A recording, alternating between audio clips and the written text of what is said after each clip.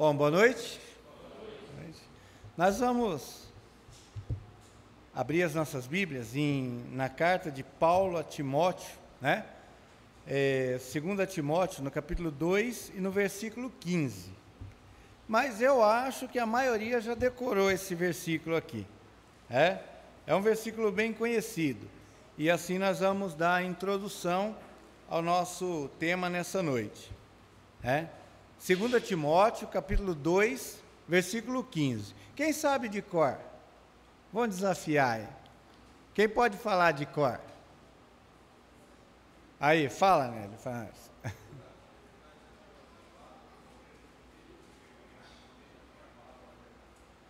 Procura apresentar-te a Deus. Vamos falar todo mundo junto?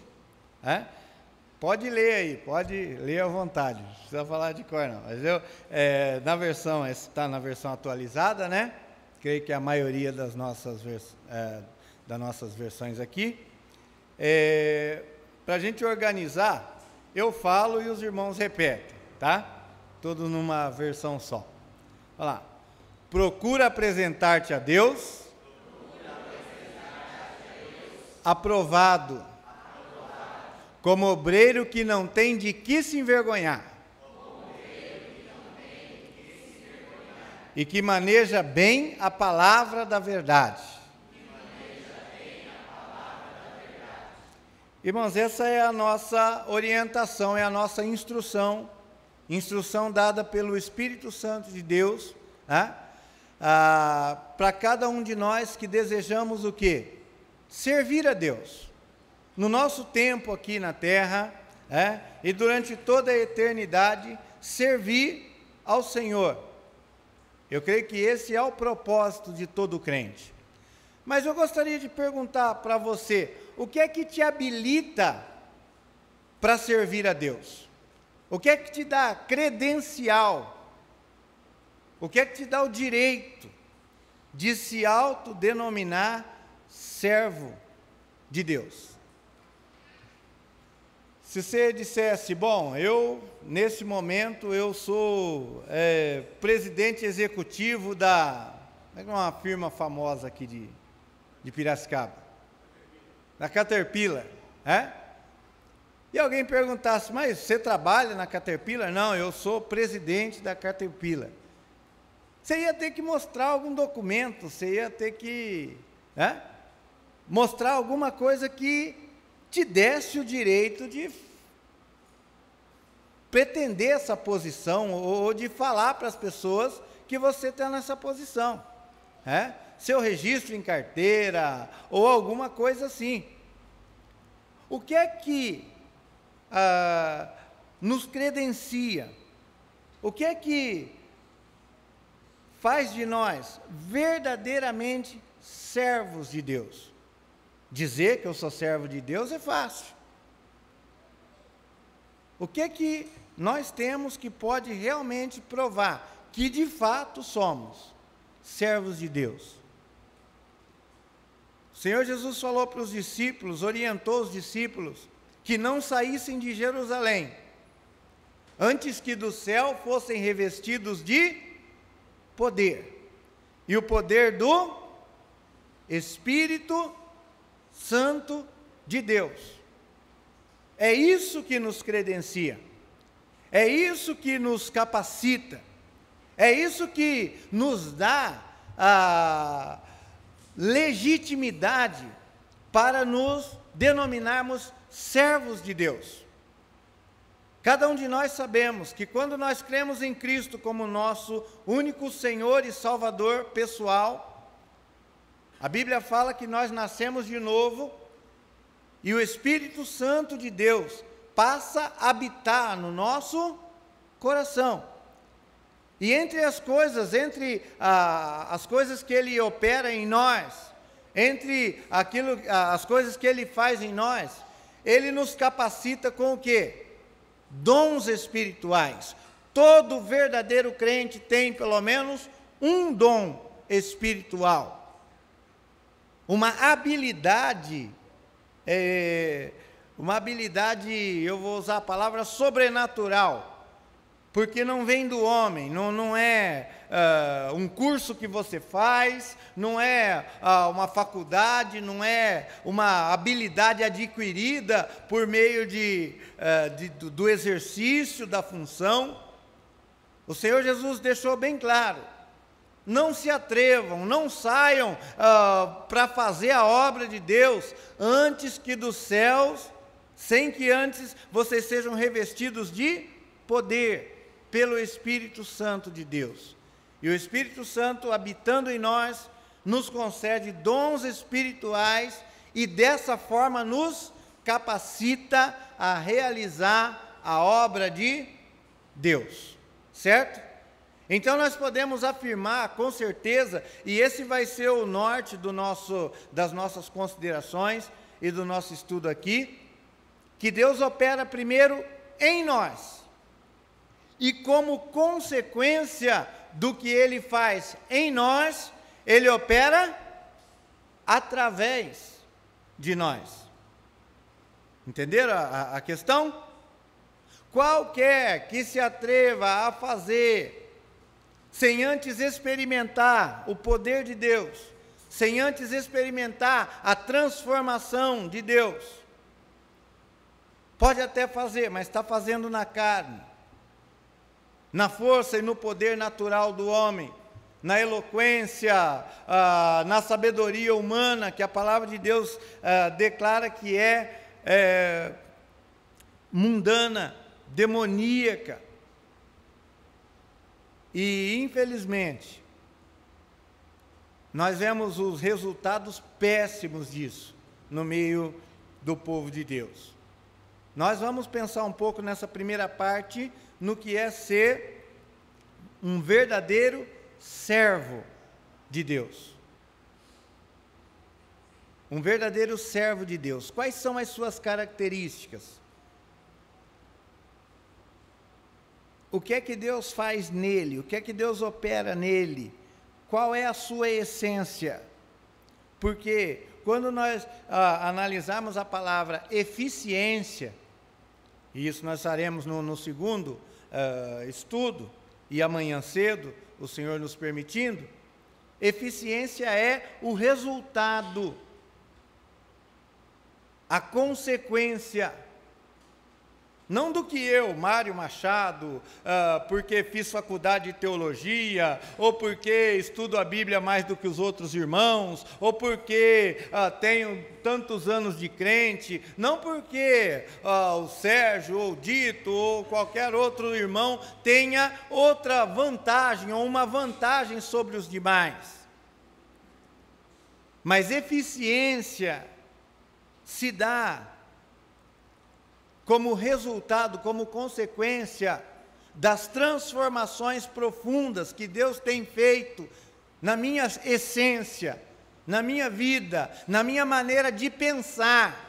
Porque quando Deus muda a minha maneira de pensar sobre a vida de um modo geral, sobre a igreja, sobre o meu casamento, sobre o mundo que me rodeia, sobre política, sobre tudo que me faz um ser humano, quando Deus muda a minha maneira de pensar e enxergar o mundo à minha volta, Ele muda tudo. Ele muda a minha maneira de agir e reagir às pressões que o mundo e os meus relacionamentos interpessoais estabelecem. Então, Deus trabalha primeiro em nós, e como consequência, através de nós. E quando Ele opera dessa maneira, o resultado natural é eficiência. A igreja do primeiro século, movida pelo Espírito Santo de Deus, foi eficiente na evangelização do mundo. Eles alcançaram o mundo da sua época, e foi dito a respeito deles: aqueles que têm transtornado o mundo chegaram até aqui, e eles foram até os confins da terra, porque esperaram para que do alto fossem revestidos de poder, e nesse poder eles fizeram tudo o que fizeram. Nesse poder, o mundo que eles conheciam foi transformado e conheceu o nome do nosso Senhor e Salvador Jesus Cristo e a sua salvação na proposta de Deus. Mas para que essas coisas ocorram, para que nós sejamos eficientes, nós temos que entender isso. Temos que estar sintonizados com o caráter de Deus. Sintonia com o caráter de Deus, tá? É um acróstico. Depois que o pendrive que eu esqueci chegar, vocês vão ver. Mas pega a letra S e vamos pensar, letra S de servo, e vamos pensar em sintonia com o caráter de Deus. Se eu perguntasse para você, por que Deus te salvou? O que você responderia? Se eu perguntasse para você, o que você espera realmente da vida cristã? Tá, eu creio em Cristo como meu único e suficiente Salvador. Ok, o que você espera que essa vida seja? O que você espera da sua vida como crente? Aqui, sobre a face dessa terra. Como é que você espera que ela seja aqui? Qual seria a primeira palavra que te viria à cabeça? Sabe, existe uma preocupação muito grande, e isso envolve os crentes também, em ser feliz. Ser feliz é o que a grande maioria de nós deseja. Ser feliz muitas vezes é a grande busca. Eu me caso para quê? Para ser feliz. Eu quero estudar e eu acredito em batalhar e ganhar dinheiro e ter uma vida econômica estável. Por quê? Porque eu quero o quê? Ser feliz. Eu quero ser bem-sucedido na vida, eu quero ser próspero, eu quero experimentar as coisas boas do mundo e ser feliz. E para a maioria das pessoas, a vida se justifica nisso, ser feliz. Eu me caso para ser feliz, mas eu me divorcio para ser feliz também. Se eu não estou vivendo bem com a minha mulher, e se ela não está me dando aquilo que eu esperava, e se eu não tenho a vida que eu sonhei, na maioria das vezes, para a maioria das pessoas, e infelizmente para muitos crentes, justifica sair de casa e abandonar a mulher e filhos, e muitas vezes o ministério, para ser feliz. Porque o que adianta todas essas coisas se eu não estou sendo feliz? E isso tem lógica para nós. Isso, dentro da nossa cabeça, encontra uma aceitação muito grande. Porque é a nossa grande busca. E parece que a nossa vida não vai fazer sentido, não vai ter propósito se nós não formos felizes e não alcançarmos a felicidade. Apareceu aí? Não, é outro acróstico, é o servo. Não, deixa, na segunda parte na espanhol eu organizo isso, senão vai virar bagunça. Mas enfim, se a minha busca é a felicidade, logo eu concluo que Deus me salvou para quê? Para que eu seja feliz. Deus enviou o seu Filho ao mundo, Ele morreu por mim para me salvar dos meus pecados, me levar para o céu, e tudo isso Ele fez para a minha felicidade, certo? Errado. Irmãos, quando nós entendemos a palavra de Deus direito, nós entendemos uma coisa: a prioridade de Deus para mim, para a minha vida, a prioridade de Deus para a igreja, nunca foi, nem jamais será a felicidade. Você fala, vamos tirar ele de lá de cima que está falando heresia. Mas, entenda isso. Eu não estou dizendo que Deus não deseja a sua felicidade. O que eu estou dizendo é que a prioridade dele não é, nunca foi, nem jamais será a sua felicidade, o seu prazer, o seu conforto. A prioridade de Deus é nos transformar à imagem do seu Filho Jesus Cristo. A prioridade de Deus é que depois dessa vida aqui e até mesmo na eternidade, nós desenvolvamos um caráter semelhante ao de Cristo e participemos da sua natureza e sejamos como Ele é. Essa é a prioridade, esse é o alvo de Deus para cada crente. E o verdadeiro servo de Deus, ele entende isso. Ele sintoniza-se com a vontade de Deus e ele sabe que o propósito de Deus é formar nele, quer pela vida, quer pela morte, seja na tristeza, seja na alegria, transformá-lo, moldá-lo à imagem e semelhança do seu próprio Filho, o nosso amado Senhor e Salvador Jesus Cristo. E nesse processo, como consequência desse processo, nós somos felizes.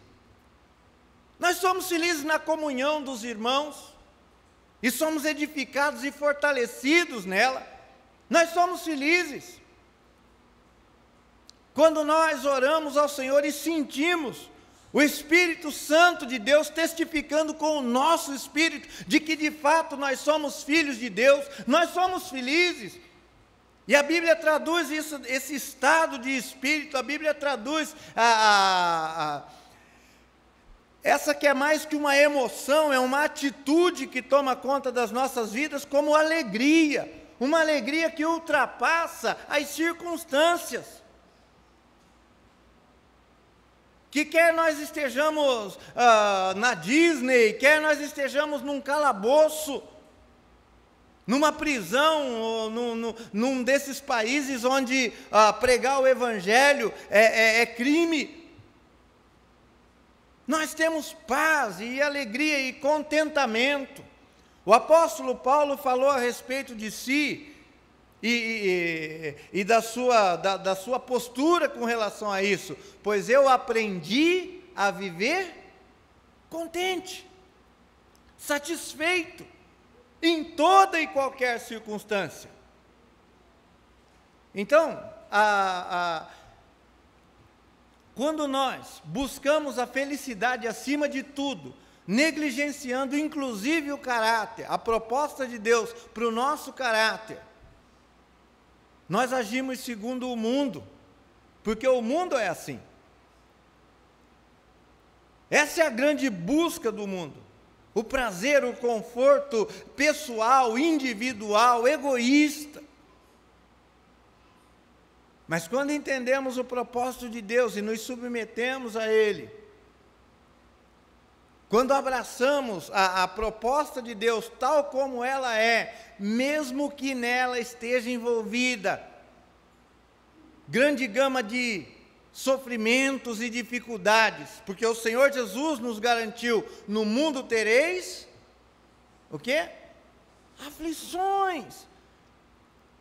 Olha que loucura, ele chama o apóstolo Paulo, e ele diz para o apóstolo Paulo: olha, eu vou ensinar a esse homem, eu vou mostrar para ele o quanto importa ser feliz junto comigo. Foi isso que ele falou?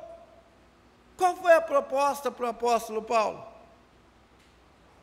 Eu vou mostrar para ele o quanto importa sofrer pelo meu nome. Ele chamou Paulo para sofrer pelo nome de Cristo, pela pregação do Evangelho, e foi isso que Paulo alegremente abraçou, um convite para viver a vida mais terrível que um homem poderia. Ele dá a lista de dificuldades que ele atravessou para poder cumprir com o seu ministério. na voragem do mar, em naufrágios, sendo chicoteado, torturado, apedrejado, uma lista terrível, que nenhum de nós aqui nessa noite passou nem perto, de sofrimentos por causa do Evangelho. E ele diz a respeito do seu envolvimento com Cristo, que ele considerou todas as suas vantagens nessa terra como lixo, como refúgio, por causa do conhecimento de Cristo. E, irmãos, ele entendeu que Deus tinha uma obra para fazer nele primeiro, e que, como consequência, através dele, na vida de outros. E se colocou em sintonia com o propósito de Deus. É assim que nós temos vivido a nossa vida cristã? Há muitos que abraçam o cristianismo, desde que esse cristianismo vá de encontro com os seus interesses e promova a sua felicidade. Eu quero um cristianismo que me dê um povo gostoso, para mim cultivar boas amizades. Mas eu não quero um cristianismo que faça com que eu tenha que abrir mão de um relacionamento que a Bíblia chama de jugo desigual. Cristianismo que me apoie nas minhas convicções, mas a partir do momento que esse cristianismo confrontar todos os meus pensamentos e mostrar que eu estou absolutamente errado e que preciso me converter, mudar de atitude e de direção, então eu estou fora. Como servos de Deus, nós temos que entender que Deus nos recebeu para si do jeito que estávamos, mas nunca desejou que continuássemos pela eternidade afora daquela maneira. A sua proposta para nós é desafiadora, a sua proposta para nós é fazer um novo homem, que se refaz à imagem de Cristo.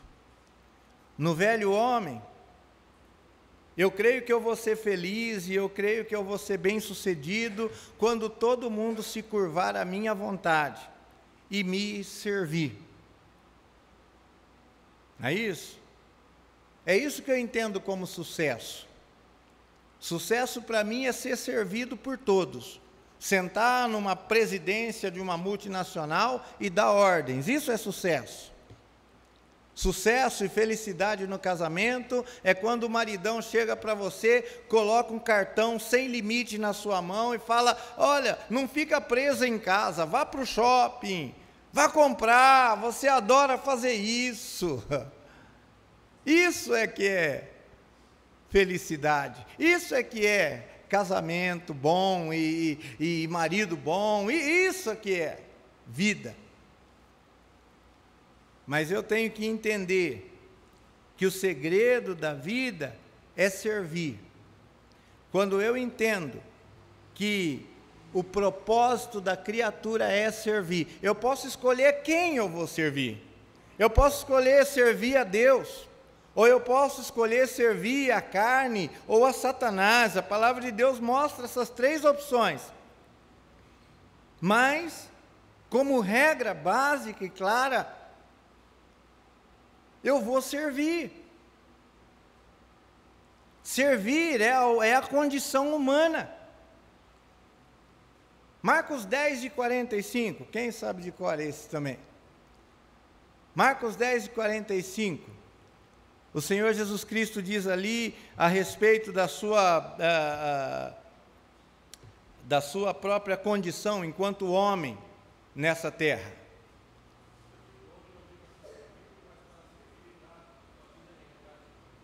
Pois o próprio Filho do Homem não veio para ser servido, mas para servir e dar a sua vida. Dar a sua vida aí fala até que ponto ele estava disposto a servir. Servir e dar a sua vida em resgate por muitos. Esse é o propósito da nossa existência. Nós podemos escolher se vamos servir a Deus com a vida que temos aqui, com os recursos que Ele nos deu. Quais são esses recursos? Casa, carro, saúde, juventude, inteligência. Estamos cercados de recursos, tempo. Nós temos que escolher se vamos servir a Deus com tudo que Ele fez de nós, com tudo que Ele nos concedeu, ou se vamos usar os nossos recursos para nós mesmos. Eu vou pregar para mim e para me aparecer e para ser aplaudido e receber tapinha nas costas, ou verdadeiramente vou fazer isso para honrar e glorificar o nome de Deus e exortar os meus irmãos e apoiá-los e fortalecê-los na sua caminhada com Deus. Eu vou levar presentinho para minha esposa porque eu estou querendo uma noite romântica, ou estou querendo algo dela, ou você vai fazer um carinho no seu marido porque, afinal de contas, é o 5º dia útil do mês e você sabe que ele vai receber. Eu vou servir a mim mesmo e aos meus interesses, ou de fato vou entender que a vida consiste não em buscar os meus interesses e lutar pelas minhas propostas, mas a vida consiste em servir o outro nas suas necessidades. Quando um servo de Deus entende o modo de viver na igreja de Deus, toda a sua vida é mudada, o seu casamento, as suas relações são transformadas. Há muita briga na igreja, irmãos, por um monte de questões, mas todas elas se resumem a uma só.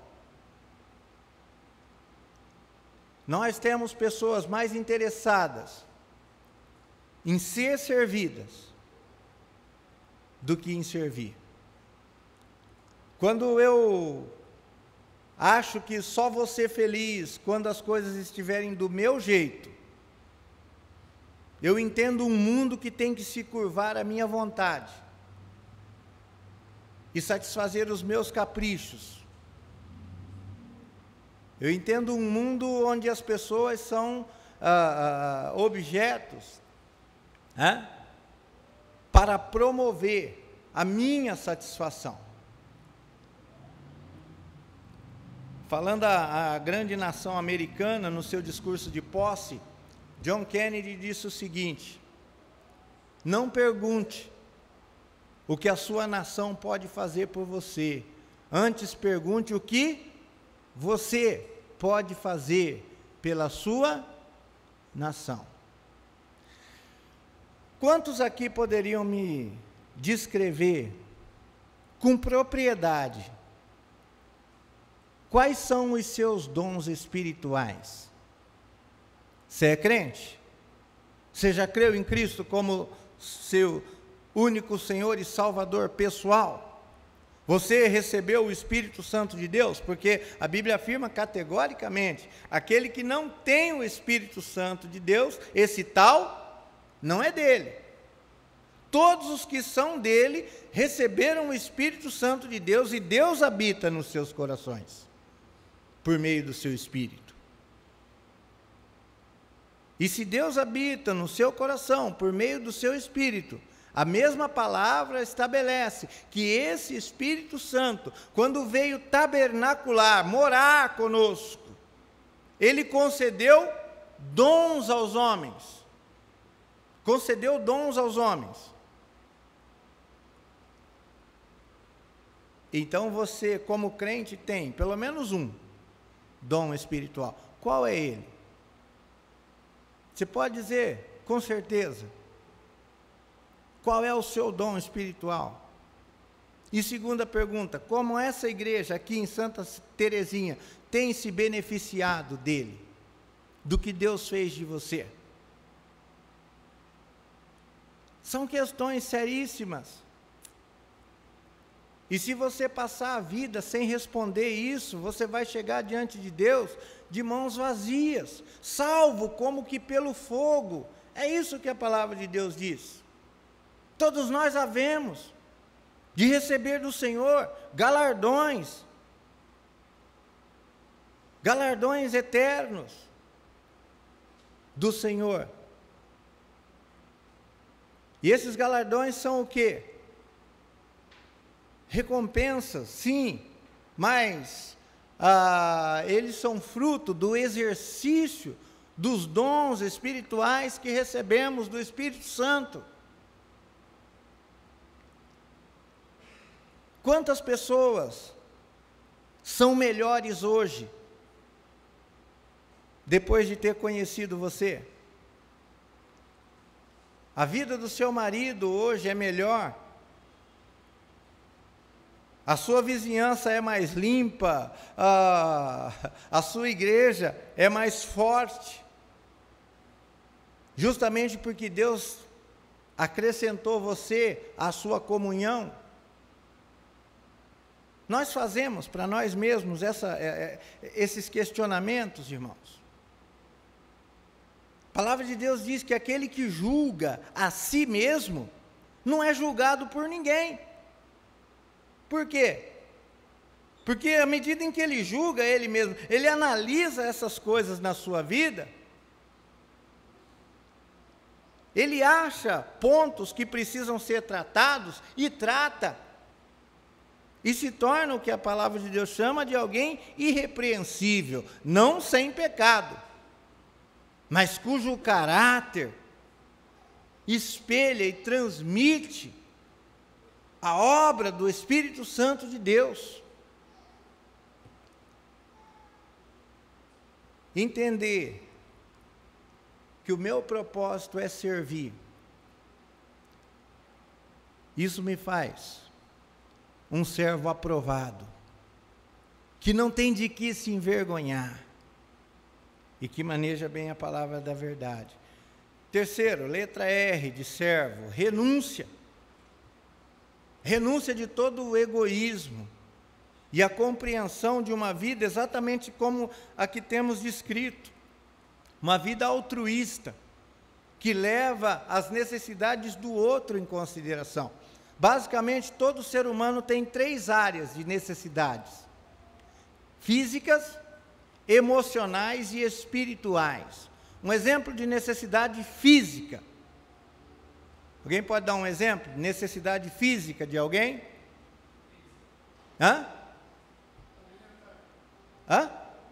Alimento. Alimento. Roupa. Coisas para sobreviver na face da terra. Necessidades emocionais.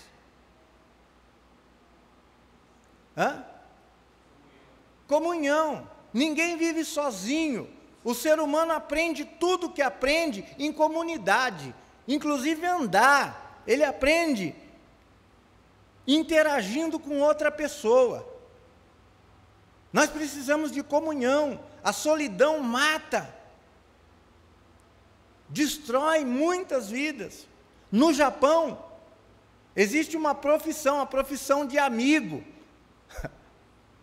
As pessoas pagam para alguém passar um dia com eles e tirar foto e fazer selfie, para eles poderem postar na rede social, porque eles não têm amigos de verdade.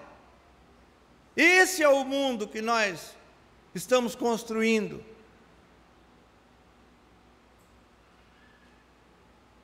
As pessoas necessitam conversar, serem ouvidas, Sua esposa precisa que você ouça como foi o dia dela e se importe, se interesse pelas coisas dela. Seu marido também necessita desabafar, falar e ser compreendido e entendido e aceito, amado tal como é. E necessidades espirituais. Todos nós necessitamos de um Salvador, porque nascemos afastados de Deus e condenados ao inferno.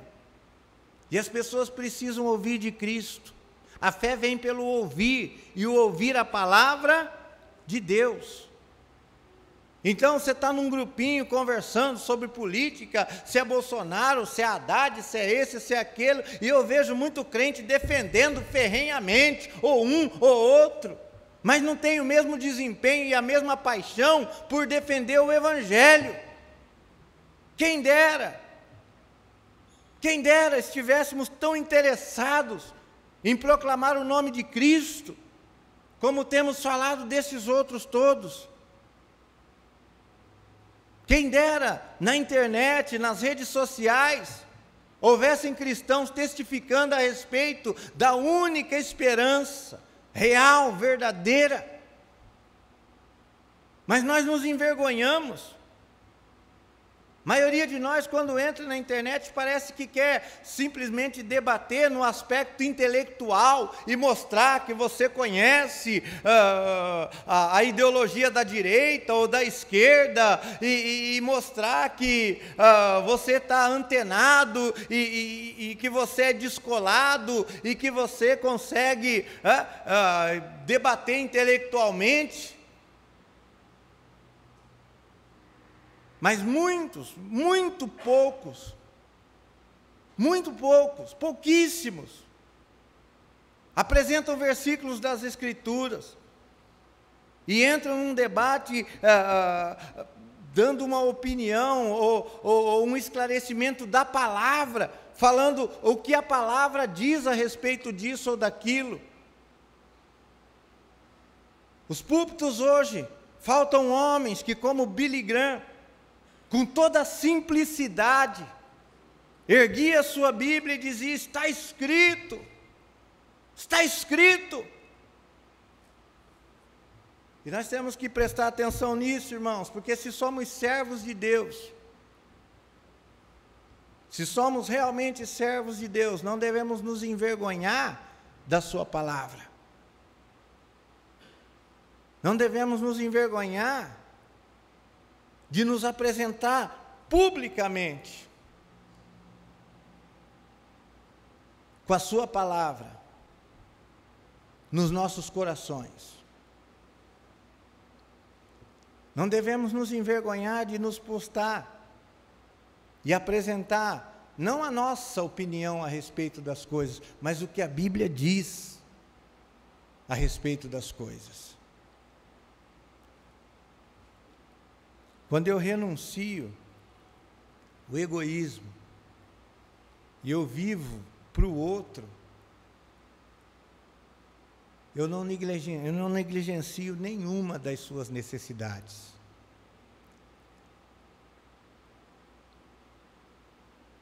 Durante um bom tempo eu pensei que eu não deveria ter amigos que não fossem crentes. E eu até preguei isso. Nossas únicas amizades devem ser o povo de Deus, o resto é só para pregar o Evangelho e sair fora. Se quiser, bem, se não quiser, que vão para o inferno. Eu não entendo mais assim, justamente porque a palavra de Deus me convenceu do contrário. A grande lástima é quando eu tenho um amigo descrente e ele é meu amigo há 30, 40 anos e nunca ouviu da minha boca que ele está perdido, que ele necessita de um Salvador, e esse Salvador já veio, e é o Senhor Jesus Cristo. Ele me leva para a balada, mas eu não levo ele para a igreja. Isso é triste. Ele fala dos ídolos dele, e de tudo aquilo que ele gosta e faz e conta vantagem no pátio da empresa ou na escola. E eu nunca falo para ele da fé que eu abrigo no meu coração e do Senhor que me fez tanto bem durante toda a minha vida. Isso é triste. Isso não pode acontecer jamais em nenhum dos nossos círculos de amizade. Quando eu entendo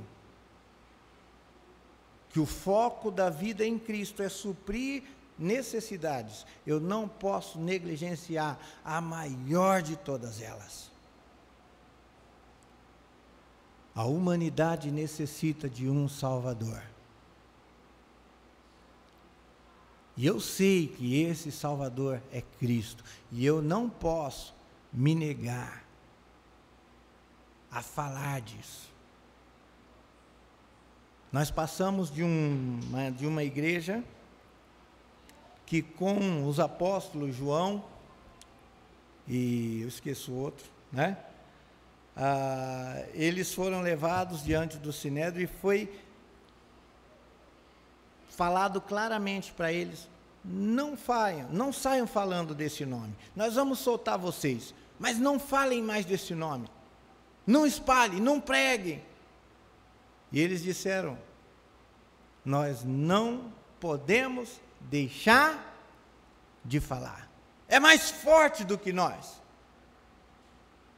não está no nosso controle, no nosso poder, nós simplesmente não podemos deixar de falar. Não existe essa realidade de não falar de Cristo, porque a nossa vida consiste só nisso, falar dele e tornar o seu nome conhecido, é a única coisa que importa para nós. Nós saímos dessa realidade para uma igreja muda, e que mesmo sendo exortada, empurrada, mesmo sendo de todas as formas impulsionada a falar, não fala. Quantas pessoas passaram pela sua vida durante essa semana que não conhecem a Cristo? Para quantas delas você falou do seu nome? Você conversou com elas sobre política, você falou sobre novela, você falou sobre futebol, você conversou sobre tudo isso. Para quantas delas você falou de Cristo? Como ouvirão, se não há quem pregue? Como? Se estamos negligenciando as suas necessidades, e a sua necessidade mais terrível. Letra V. O verdadeiro servo de Deus valoriza a sua vida. Não porque se impõe a curtir a vida, mas justamente na disposição de perder a vida, por amor de Cristo e das suas palavras. Foi isso que ele disse. Aquele que quiser ganhar a sua vida, perdê-la-á. Mas aquele que perder a vida, por amor de mim e das minhas palavras, disse o Senhor Jesus Cristo, achá-la-á. Como é que você pesa essas coisas? Você quer ser feliz, você quer viver, você quer ter sucesso nas coisas, você quer abraçar o mundo e ganhar tudo. O Senhor Jesus disse: você realmente só vai viver, só vai entender o que é plenitude de vida quando renunciar a essa vida que você está correndo atrás. Quando ter um namorado não for mais importante do que obedecer a Deus, você vai saber o que é vida. Quando descansar e curtir o seu momento relax depois do trabalho não for mais importante do que correr atrás de uma alma perdida, levando, através do estudo bíblico, de campanha evangelística, ou seja lá o que for, mesmo depois do trabalho, cansado à noite, a palavra de Cristo, fazendo estudo bíblico para um novo convertido crescer na fé. Você podia estar em casa descansando, você podia estar em casa curtindo a sua família e a vida que você construiu, mas você chega em casa correndo, come alguma coisa, toma um banho rapidinho ou nem toma, porque você tem um compromisso com a igreja, você está fazendo um discipulado com alguém, e a vida passa e você é envolvido nisso. E muita gente sai e vai para Disney, e irmãos da igreja mesmo não assumem compromisso, porque no final de semana é sagrado, ele vai para o sítio, ele vai curtir isso e aquilo, e fazer da sua vida o que ele quiser, joia! Ele ganhou uma vida muito divertida aqui, e você perdeu muitos momentos que podia relaxar e curtir aqui. Mas o Senhor Jesus disse, um dia tudo isso vai se inverter. Quem perdeu a vida por amor dele e das suas palavras, vai perceber que ganhou uma vida gloriosa e eterna. Não estou falando de salvação, você não ganha a salvação. Eu estou falando de tempo precioso, de comunhão com Deus, de experiências gloriosas que farão da sua vida uma vida abençoada e uma fonte de bênção infinita para outras pessoas. Uma vida que o Senhor Jesus descreve como abundante. O ladrão vem roubar, matar e destruir. Eu vim para que tenham vida e a tenham em abundância.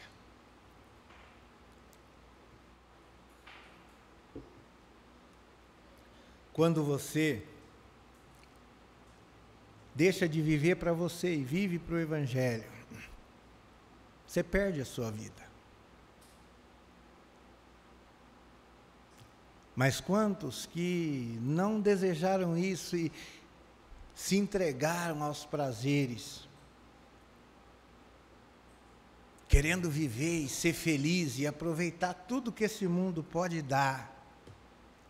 Quantos deles estão viciados em drogas? Quantas delas engravidaram na adolescência? Quantos deles pagam pensão para filhos que nem sabem se são seus? Quantos divórcios? Quanta miséria! E sabe tudo que as pessoas querem? Curtir e aproveitar a vida. Não há vida longe do propósito de Deus. E finalmente, o servo de Deus é aquele que obedece. E ponto.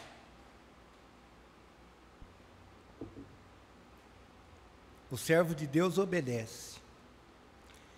A palavra de Deus é clara, nem todo que me diz Senhor, Senhor entrará no reino dos céus, mas aquele que faz a vontade de meu Pai, que está nos céus. Obediência é aquilo que define um servo. Se você não obedece, você não é servo, ponto.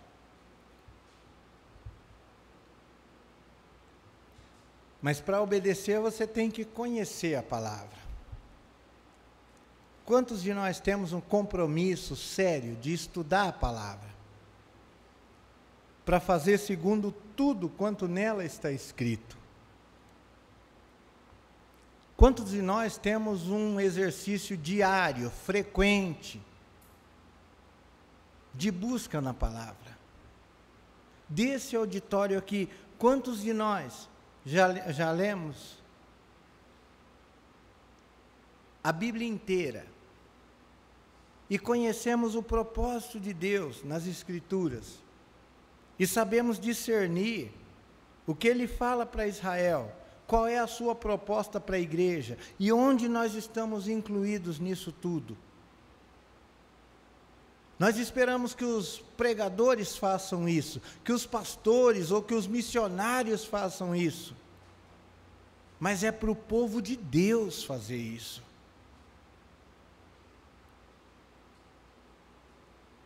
Porque a Bíblia diz que nós devemos viver assim: instruí-vos, aconselhai-vos mutuamente, em toda sabedoria.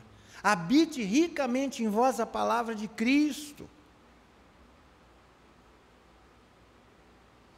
É para o povo de Deus conhecer a palavra de Deus, para poder obedecer a palavra de Deus, e não ser levado como meninos por qualquer vento de doutrina. É responsabilidade daquele que se diz servo de Deus. Como o servo não conhece qual é a ordem? Como um servo pode atuar se ele não sabe com clareza qual é a vontade do seu Senhor? Que tipo de servo ele vai ser? E a vontade do nosso Senhor está escrita aqui. E nós temos que saber manusear bem a palavra da verdade e aplicá-la no nosso dia a dia, para criar os nossos filhos, para estabelecer os nossos casamentos, para saber como se conduzir com a igreja e com as necessidades das pessoas que estão se achegando para a igreja. Como? Vamos ser servos de Deus, e mais do que isso, servos aprovados. Se não conhecemos a vontade do Senhor, e não conhecemos, não porque Ele não tenha revelado com clareza e abundantemente, mas simplesmente porque temos preguiça de abrir e ler, e conferir nas Escrituras aquilo que temos ouvido, as vozes que ecoam à nossa volta. Jamais seremos eficientes na nossa proposta se não conhecermos a palavra. O Senhor Jesus Cristo disse: aquele que ouve a minha palavra é semelhante ao homem que edificou uma casa sobre a rocha. E veio a chuva e abateram os ventos contra ela, e permaneceu firme, porque estava edificada sobre a rocha. É isso aí? Foi isso que ele disse? É isso que está escrito? Amém, igreja? Amém, nada. Aquele que ouve as minhas palavras e as pratica, esse é semelhante ao homem que edificou a casa sobre a rocha. Praticar a palavra de Deus é obedecer à sua vontade. Se a palavra de Deus não está transformando a sua vida, o seu casamento, não vai transformar o casamento de ninguém. Porque Deus trabalha em nós. E como consequência, através de nós. Deus nos abençoe e que reflitamos a respeito do que é ser servo de Deus a cada dia mais.